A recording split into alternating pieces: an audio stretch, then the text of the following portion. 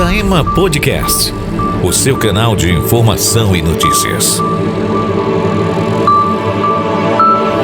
Saema Podcast, com Ana Manuela. Olá, começa agora o Saema Podcast, o seu novo canal de informação. Acompanhe o nosso canal no YouTube e também no Spotify. O convidado de hoje é o secretário do Meio Ambiente, Rodolfo Bergamin. O Dia Mundial do Meio Ambiente foi criado no ano de 1972 e tem por objetivo conscientizar a respeito da importância de preservar os recursos naturais. O Dia Mundial do Meio Ambiente é comemorado em 5 de junho e tem por finalidade criar uma postura crítica e ativa em relação aos problemas ambientais existentes no planeta. Rodolfo, muito obrigado pela sua presença, já é a segunda vez que nós estamos aqui conversando, você já é de casa, pode ficar à vontade. Eu que agradeço. Muito obrigado por você estar participando com a gente hoje. Eu que agradeço, muito bom participar, principalmente agora nesse mês de junho, esse dia 5 de junho, que é o Dia Mundial do Meio Ambiente, e que a gente tenta transformar não só num dia, às vezes numa semana, num mês ambiental. Isso aí. E lembrando que não é só um mês, né? A data fica para marcar. Então é importante. Mas a data, é todos os dias, né? Todos a os gente dias. tem que pensar nisso e fazer a nossa parte. Exatamente. É a casa em que vivemos, então a gente precisa preservar o meio ambiente. Muito bem. E eu estou muito feliz, assim, empolgada, porque a gente vai dar a notícia em primeira mão, né? De quais serão as ações que a sua secretaria vai estar realizando em relação a comemoração do Dia do Meio Ambiente. Então fala pra gente quais serão as ações, o que vocês estão pensando, vai ter envolvimento com a população, conta pra gente tudo, como que vai acontecer. Vai sim, é muito bom dar essa notícia em primeira mão, mas a gente vai divulgar também pela plataforma da Prefeitura, pela SECOM, mas falar aqui pra você, nesse final de semana, no sábado, a gente vai começar com um plantio com os escoteiros. Legal. Uma palestra ao redor da represa, fazer esse plantio, que já leva esse conhecimento através dos escoteiros, através das crianças, dos adolescentes, para dentro de casa. Na semana que vem, no dia 5, 6 e 7, antes do feriado, a gente vai fazer uma gincana nas escolas. Ai, que bacana. Justamente levando isso para as crianças, porque eu sempre comento com as pessoas, eu acho que a educação ambiental é o principal motor da conscientização ambiental, dessa mudança. A gente precisa educar as crianças para que cresçam com esse sentimento de que o meio ambiente deve ser preservado. Com os adultos é mais difícil, mas com as crianças a gente pode mudar muita coisa. Isso é verdade, vocês estão pegando na raiz, né, da questão, que realmente é a educação.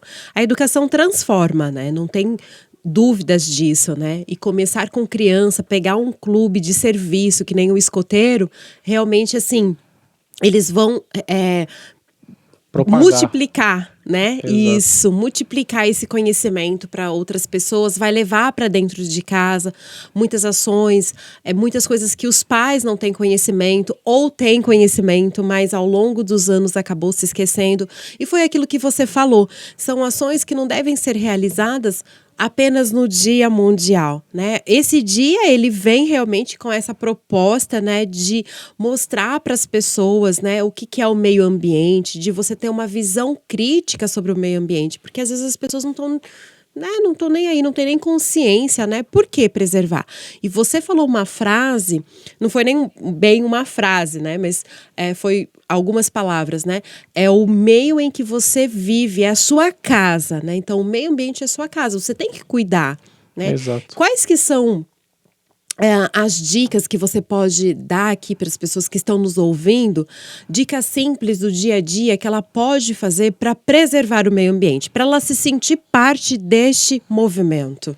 O principal é o que você consegue fazer dentro da sua casa, o que você consegue fazer já fácil, na sua cozinha, por exemplo. Você consegue separar os seus resíduos e isso é fundamental. Isso é fundamental porque a gente está falando hoje de economia circular, de que os produtos não podem ter essa validade tão curta, em que a gente adquire um produto no supermercado, utiliza, coloca ele no lixo, a gente não sabe mais para onde ele vai para um aterro, e isso é muito prejudicial.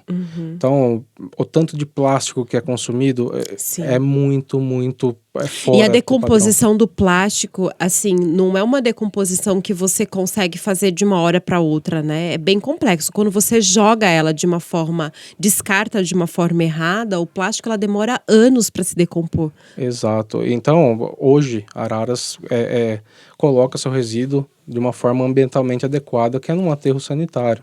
No entanto, a gente precisa aumentar e muito a questão da reciclagem. Não só Araras, mas como o Brasil como um todo. Sim. Quando a gente fala de reciclagem, a gente está falando que os municípios brasileiros reciclam por volta de 3 a 4% no máximo. Nossa, é uma pena isso, né? Pouquíssimo. Se a gente pensar do total de resíduo, que 40, 50%... São consumidos, né? Isso, 40, 50% são orgânicos, que não são recicláveis. Mas o restante, a outra metade, que são os recicláveis, a gente precisa aumentar isso exponencialmente. Conseguir fazer com que esses resíduos sejam reciclados, cheguem de volta ao mercado, retornem de fato para que a economia consiga utilizar esse material, é fundamental.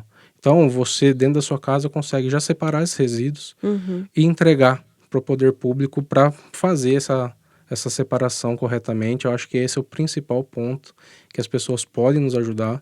E também reduzir o uso, reutilizar na própria casa. Sim. Isso tudo é fácil de fazer dentro da residência. E eu vou contar aqui uma experiência própria, né? Algo que aconteceu comigo nessa semana, né? No meu bairro, o lixeiro passa de terça, quinta e sábado. E aí eu fui colocar o lixo na rua, e é um bairro que eu tô morando faz pouco tempo, mas eu já percebi que tem a coleta de reciclável, né? Tem um pessoal que faz essa coleta. E só que como eu não tinha certeza, eu separei os recicláveis, né? Caixa de papelão, as coisas de plástico ali, garrafa PET, garrafa de... o vidro. Eu separei, né? Coloquei dentro da caixa. Aí quando o senhor passou, eu perguntei para ele, quais são os dias que o senhor passa aqui?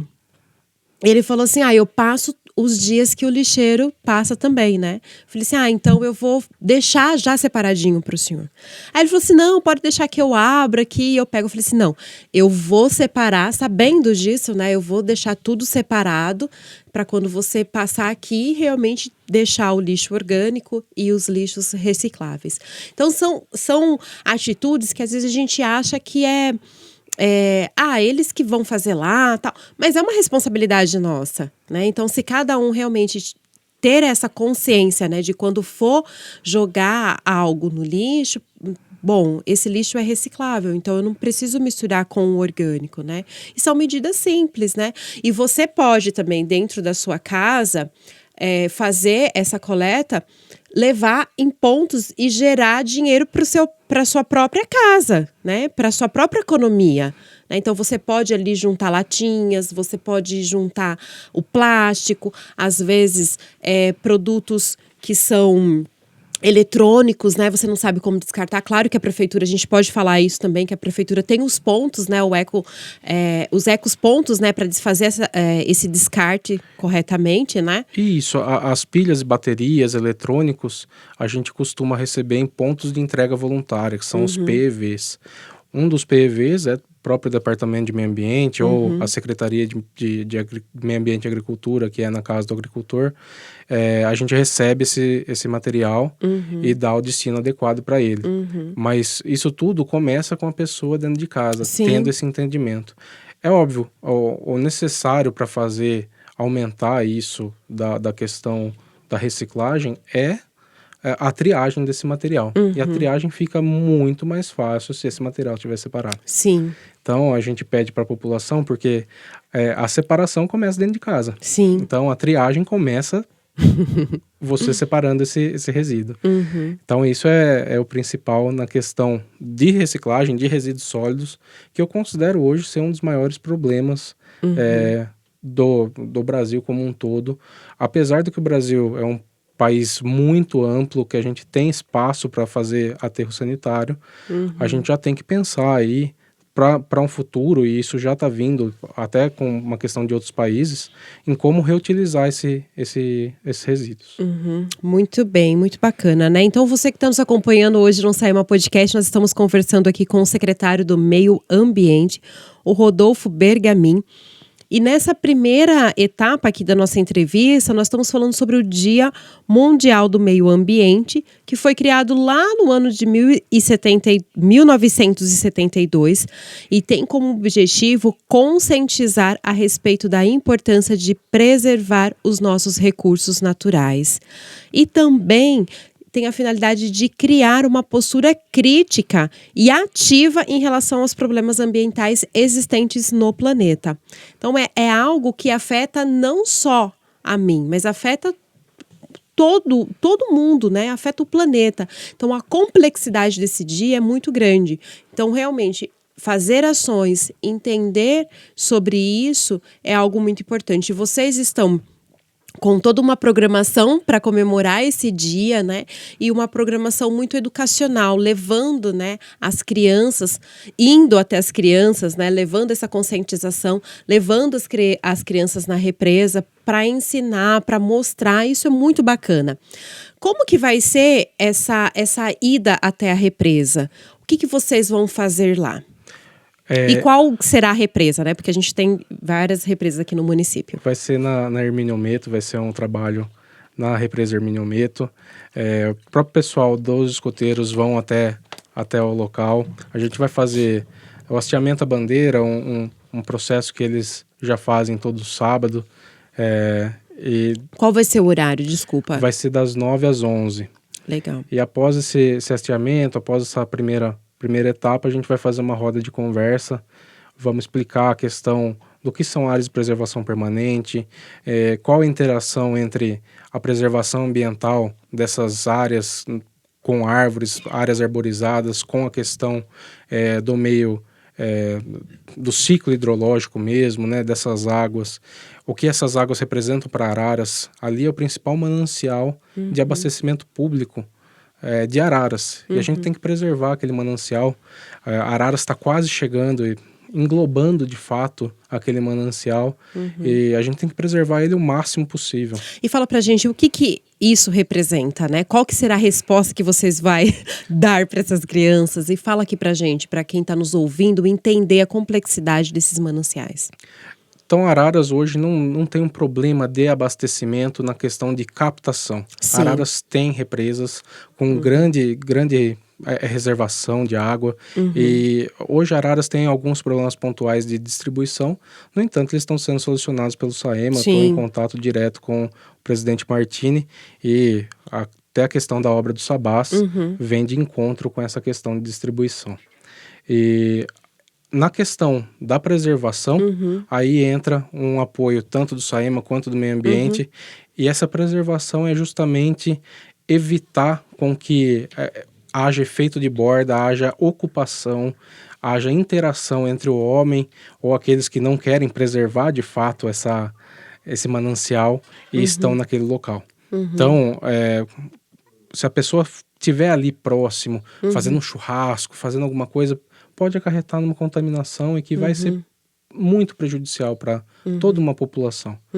Então, essa área de manancial precisa ser preservada, essa área de preservação permanente, que é ao redor desses corpos hídricos, tem aí uma extensão de 50 a 100 metros, precisa ser preservado e precisa ter esse plantio. E como que vai ser realizada essa preservação? Através desses plantios de árvores? Isso, a gente vai fazer um plantio no dia de 100 mudas, mas a gente vai complementar esses plantios ao longo do ano com um projeto de arborização rustificado mesmo do local, para criar um cinturão verde ao redor da represa. Legal. Não só dessa, como também da João Mendes Sobrinho, que é a Água Boa, que é a montante dessa represa. Fazer essa preservação desses dois corpos hídricos muito importantes para Araras. E qual que é o tipo de árvore que vai ser plantada lá? São árvores nativas que já estão... São diversas árvores. Diversas árvores nativas que já estão acostumadas com o solo, com a temperatura, e que por vez ou outra, elas também atraem a avifauna, né? Que é um dos outros objetivos que a preservação ambiental traz. A gente tem que preservar, tem que plantar, mas não é plantar qualquer coisa, né? Sim, A gente... por isso, exatamente essa é a minha pergunta, né? Qual tipo de árvore, né? Realmente você está respondendo ali, uma árvore que vai trazer vida, né, para o local, para o ambiente. Exato, a gente não pode falar de floresta vazia. A gente tem que falar de todo um ecossistema. A gente vai falar de plantar árvore para preservar manancial, para trazer avifauna, para trazer fauna para o ambiente, para preservar todo aquele ecossistema que vive ali. Sim. Não só para nos ajudar na questão hídrica, mas também para ajudar eles. Legal. E agora, para a gente finalizar essa etapa da nossa entrevista, outras ações vão ser dentro das escolas, né? Vocês vão estar indo nas escolas, seria isso? Isso, a gente vai fazer palestra dentro das escolas, já tem escolas selecionadas para fazer isso. E também, após o feriado dia 8 e 9, então na segunda-feira o CRAS Pro Arara vai estar de portas abertas. Que bacana. Recebendo o pessoal para fazer uma visita no museu, ali na parte de baixo do CRAS, para assistir uma palestra, entender o que a gente faz todo mês, o Asas Abertas. Sim. A gente vai estar a semana inteira de portas abertas e no sábado também, aí com presença da Polícia Ambiental. E é um evento que vai ser aberto para a população? Isso vai ser aberto para a população. E no sábado a gente vai estar com Defesa Civil, Polícia Ambiental, feirinha de adoção, doação de mudas. Legal. Então vai ser um evento bem bacana lá. Quem puder estar presente, tá Qual mais vai que ser convidado. O horário? O horário da Portas Abertas vai ser durante o expediente do CRAS. Sim. E no sábado vai ser das 9 até as 16, que é o último horário da turma. Das 16 até umas 5h30, 6 horas da tarde. Muito bem. Então, você que está nos ouvindo, já se programa para o próximo sábado. Você está indo participar dessa ação que está sendo realizada, vai ser realizada, né, lá no CRAS. E está aberto, né, para a população, isso é fantástico, né? Levar aí a criançada para conhecer, acho que você comentou do museu, acho que vai também poder ver as araras, vai... Então... Como que vai ser, ou não? Deixa eu explicar até pro pessoal. Isso. O CRAS ele é um centro de reabilitação. Sim. O objetivo do CRAS não é exatamente o pessoal ficar em contato com as araras. A gente tem que tirar isso delas, né? Sim, até porque, né? Como que ela vai ser reinserida se ela tiver o costume de Por mais que seja fantástico, lindo, o né? contato é uma coisa fantástica mesmo. Só que o trabalho do CRAS é justamente tirar o vínculo humano dessas araras. No entanto, a gente vai estar com portas abertas ali no Centro de Educação Ambiental, que é um espaço separado, que não tem toda essa proximidade. Mas nesse sábado a gente vai estar de portas abertas, com visitação interna do trabalho do CRAS, no sábado, dia 17. E durante a semana a gente vai estar com palestras dentro do Centro de Educação Ambiental. Que legal. Fala pra gente como que funciona as visitas assistidas lá no CRAS. No CRAS, visitas assistidas, tanto de escolas quanto de grupos, podem ser reservadas através do telefone do CRAS. Pode procurar, facinho de encontrar. Liga, agenda uma visita. Antes da visita, tem uma palestra de educação ambiental, justamente para mostrar qual é o trabalho do CRAS, mostrar o que é um tráfico de aves, que é muito prejudicial. É o terceiro ou quarto, se a gente considerar tráfico humano também, que é muito... o tráfico de aves, tráfico ambiental é muito grave no mundo inteiro. E isso tem essa palestra, e após a palestra tem a visitação no museu, que pode se ver bastante do viveiro maior do CRAS. Muito bem. Agora a gente vai falar sobre um código de arborização urbana que foi aprovado pela Câmara Municipal da cidade de Araras. Comente para nós o que é esse código, o que está nele, né? Claro que é um código enorme, você falou assim que são 90 artigos. 90 artigos, então é muita coisa. Mas resume os principais pontos, né, que interferem na vida do cotidiano de cada um de nós. Esse código de arborização foi pensado aí já há quase 2 anos que a gente trabalhou nele, discutiu internamente, discutiu com estudiosos da área, isso passou pelo Conselho Municipal de Meio Ambiente também, teve aval deles, e isso desceu para a Câmara Municipal para um projeto de lei. Então, o Código de Arborização nada mais é do que uma lei municipal, uma lei complementar, e essa lei vai regrar de que forma essa arborização urbana deve ser feita. Qual é a largura da calçada, qual é a largura do canteiro que você deve deixar na calçada. É óbvio que isso, das árvores que já estão instituídas, isso vai ter um tempo de adaptação, sem prejuízo algum, mas a gente precisa orientar isso para novos empreendimentos. Começar, né? Exato, e isso precisa ser regrado. Uma árvore de grande porte plantada embaixo de um poste, por exemplo, vai criar um conflito. E geralmente o que vai para baixo é a árvore, não é o poste. Então a gente precisa entender essa interação, entender quais são as compensações ambientais. Isso tudo vai estar regrando nesse Código de Arborização. Após a sanção desse código, que eu acredito que vai ser nos próximos dias, a gente vai publicar um decreto regulamentador Com as dessa lei. medidas necessárias. Isso, tão robusto quanto a própria lei, e aí explicando e minuciando exatamente os pontos, as árvores que não são permitidas. Existem árvores que são prejudiciais, pode ser para a agricultura, a gente estava falando... Isso, eu ia até perguntar, pedir para que você explanasse isso, né? Porque são árvores que muitas vezes quem plantou não tem a consciência de que ela está prejudicando a agricultura e a economia de alguma forma, né? É isso, algumas árvores são exóticas, invasoras, que vão prejudicar todas as árvores no entorno. A gente pode citar aqui a leucena.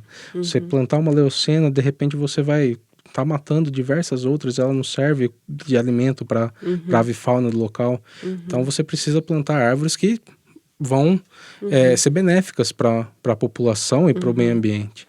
A gente estava falando sobre a murta também, que atrai psilídeo e que causa o greening dos citros, né? Então isso também vai estar regrando no decreto e nessa questão do Código de Arborização, e vai nos ajudar bastante a orientar e cobrar da população também que se faça a coisa certa na questão da arborização urbana.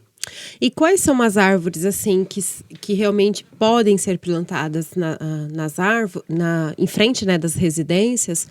E também comente pra gente a questão do canteiro, que essa é uma dúvida, né? Tem pessoas que plantam e aí depois coloca todo o cimento ou em volta e tipo assim, sufoca a árvore, né? Então, qual que é o tamanho ideal? Quais que são as árvores que podem ser plantadas em frente à residência? O tamanho ideal depende bastante dessa Da questão escolha da árvore, da né? muda, né?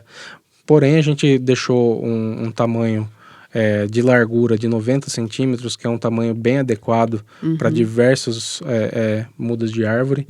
E algumas das árvores que a gente indica aí para arborização urbana, o Oiti, Resedá, Quaresmeira, são árvores bonitas, de médio porte e que não vão prejudicar nem o solo, nem a economia, Exato. nem o meio ambiente, nem os fios. Porque às vezes tem árvores que plantam e depois dá maior dificuldade, né?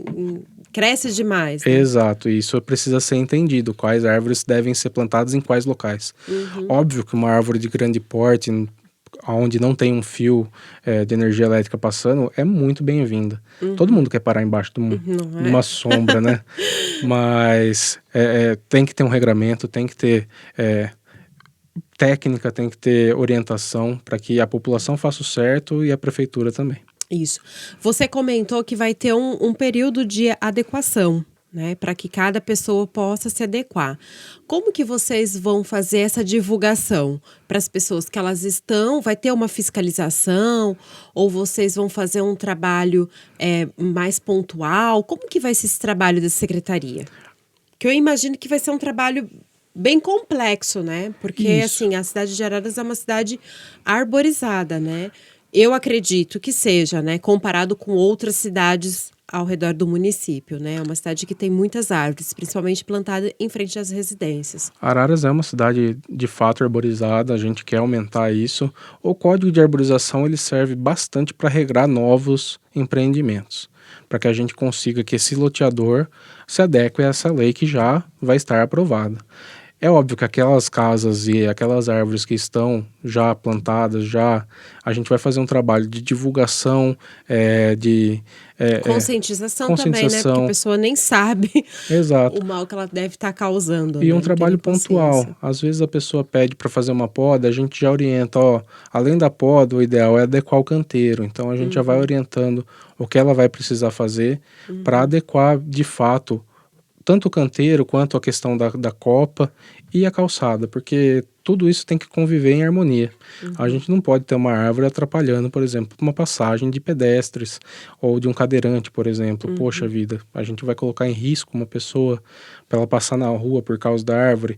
Então, dentro do meio urbano, existe essa possibilidade e deve existir do manejo arbóreo. A gente precisa falar sobre isso. Não é porque está tirando uma árvore que vai estar acabando com o meio ambiente. A gente pode suprimir uma árvore e plantar outra no local, uma árvore mais adequada, uma muda mais adequada, que de fato não é um poste. A árvore não vem pronta. Então ela demora É de um processo. 5, 10, 15 anos para ela ficar bonita e frondosa e que ela vai exercer o que eu chamo de serviço ambiental da árvore. Assim como um poste coloca lá e fica com a luz na sua rua, uma árvore colocada e adequada ali, daqui 10 anos vai estar fazendo sombra, diminuindo muitas vezes o microclima daquela rua, diminuindo a temperatura da sua residência, e isso é o serviço ambiental que essa árvore produz para a gente. Muito bem, é muito importante mesmo nós temos essa consciência, né, Rodolfo? Fala pra gente quais são as medidas que vocês vão tomar em relação ao próprio centro ali de Araras, né? Eu lembro que teve uma época que teve uma certa discussão em relação a isso, né? Das árvores que já estavam plantadas lá e da possibilidade de plantarem outras árvores lá. Tem algum projeto em relação ao centro da cidade? Ao centro propriamente dito ou à Praça Isso. Barão? Ao Ao centro centro como como um um todo? todo. E, obviamente, se tiver na Praça Barão, por A favor, Praça explane Barão, hoje, pra nós. a maior parte das árvores da Praça Barão são sibipirunas. São sibipirunas já de bastante idade, algumas estão secas, outras não. Isso a gente está fazendo um trabalho também junto da Defesa Civil para verificar quais estão apresentando risco, quais não estão. Para a gente manter tanto a praça linda que a gente tem, um dos maiores jardins públicos Sim. do estado. Cartão postal, né? Cartão da cidade postal da cidade de Araras. Sim. Quando a gente vê de cima, assim, ó, é uma visão incrível da Praça Barão, de fato, e a gente precisa preservar ela. E preservar ela como instrumento histórico mesmo. E preservar como instrumento histórico e ambiental. Então a gente precisa fazer a conservação dessas mudas, conservação das árvores que estão lá. Sim. E substituir conforme a necessidade, se comprovada, se tecnicamente estudada. E para as outras áreas da região central é fomentar. Fomentar através de IPTU sustentável, que a gente comentou aqui Sim. da outra vez. Sim. Então, a pessoa que tem uma árvore na frente da sua residência vai pagar menos IPTU. Tem duas, vai pagar menos ainda. Isso é um dos instrumentos urbanísticos que a gente tem para fomentar essa questão ambiental. Muito bacana. Bom, agora a gente vai finalizar o nosso podcast com também uma outra notícia muito boa, né? Araras, ela foi contemplada com um convênio com o Departamento de Águas e Energia Elétrica da Secretaria Estadual do Meio Ambiente. Qual que é esse convênio e como que esse convênio ele vai contribuir para o trabalho que a Secretaria de Meio Ambiente já vem fazendo, já vem realizando na cidade de Araras e em relação às nossas nascentes? Isso, esse convênio com o DAE, chamado de Rios Vivos lá por eles estão analisando as nascentes, dos abastecimentos públicos de água. Araras foi contemplado porque existem duas nascentes, na verdade, dois córregos, né? Que é o Furnas e o Ribeirão das Araras, que servem como abastecimento público para a cidade de Araras. E eles vieram até nós, eles vão fazer um trabalho de campo, de sobrevoo, para verificação dessas áreas de APP. Justamente o que a gente vai fazer no sábado com o plantio das mudas, eles vão verificar tanto a possibilidade de fazer isso nesses 2 córregos, seria isso? Nessas 2 áreas bem grandes de nascente, tanto do Furnas quanto do Ribeirão dos Araras. Eles vão fazer esse sobrevoo com drone e a gente está apoiando eles nisso, conversando com os proprietários dessas áreas. E após esse estudo concluído, eles vão fazer uma nova contratação através da Secretaria de Estado para plantio, para execução de plantio nessas áreas identificadas como vulneráveis. E isso vai ajudar muito a gente, além da questão financeira, mas também da questão da força que o Estado tem para vir junto da Prefeitura e falar, ó, esse manancial é importante para a cidade de Araras, esse também, vamos preservar eles o máximo possível. Então, assim, nós estamos... As pessoas estão de olho em Araras, né? Isso que é bacana, né? Então, assim, é algo extremamente importante, né? Então, assim, se Araras foi contemplada com isso, é porque ela realmente tem um potencial, né? Então, assim, é um potencial enorme e a população precisa entender a complexidade desse projeto. Isso. A Araras tem uma questão geográfica muito importante, que é bem a divisão das bacias, né? Então, para Rio Claro, a gente vai para a bacia do Rio Piracicaba, Capivari e Jundiaí, e Araras a gente está na bacia do Rio Mogi Guaçu. São 2 rios gigantescos e que no final eles vão se unir lá no Rio Paraná. Mas Araras está bem nessa divisão de bacias e os nossos mananciais de abastecimento público, eles são muito bons para o nosso município.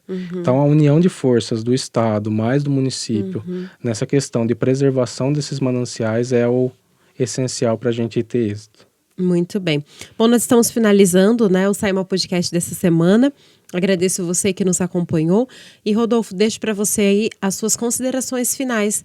Talvez pontuar tudo aquilo que a gente já abordou aqui e incentivar as pessoas a estarem envolvidas na Semana de Meio Ambiente da cidade de Araras. Ana, eu agradeço o convite, é um prazer estar aqui de novo, falando sobre meio ambiente, falando sobre essa questão do Dia Mundial de Meio Ambiente. Acho que é bom a gente pontuar isso e trazer para as pessoas a importância disso, mas também falar para a pessoa que todo dia é dia de pensar no meio ambiente. Então, a gente lá na secretaria está à disposição, estamos de portas abertas para conversar, para discutir e chegar no melhor entendimento para todos.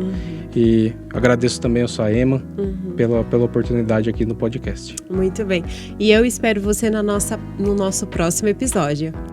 Acabamos de apresentar Saema Podcast. Até o próximo programa.